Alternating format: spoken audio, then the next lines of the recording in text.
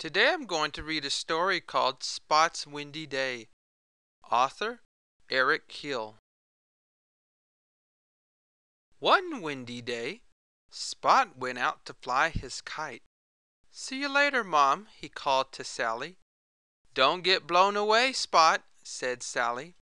Spot ran up and down the field with his kite, trying to get the wind to lift it up into the air. Suddenly, a strong gust caught the kite. "Oh!" Spot cried. "Look how high it is!"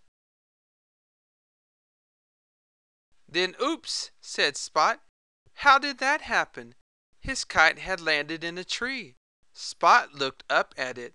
"I can't reach up there," he said. "That's the end of flying my kite. Oh no!" Spot started to walk home. He was a little sad. Leaves were blowing all around him in the wind. Red, yellow, green, and orange ones. "I'll try and catch a leaf," he said. But it was harder than he thought. As soon as one came near him, the wind whisked it away again. Spot looked up and saw something big and dark above him. "Oh!" Spot said, reaching up. "What's that?"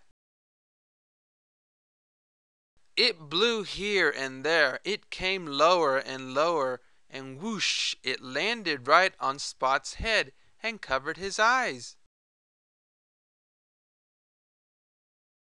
Spot couldn't see anything, but he heard a voice say, "Well, well, there's my hat."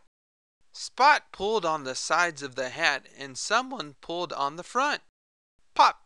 Off came the hat, and Spot found himself looking up at Mr. Kangaroo.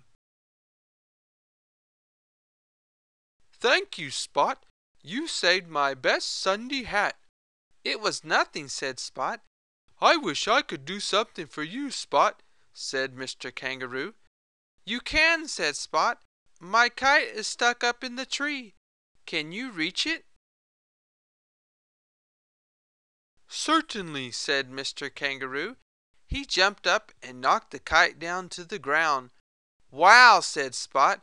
"I'm glad your hat found me." Spot's kite once again soared up in the sky. "Thank you, Mr. Kangaroo," shouted Spot. But Mr. Kangaroo couldn't hear. It was too windy. The end.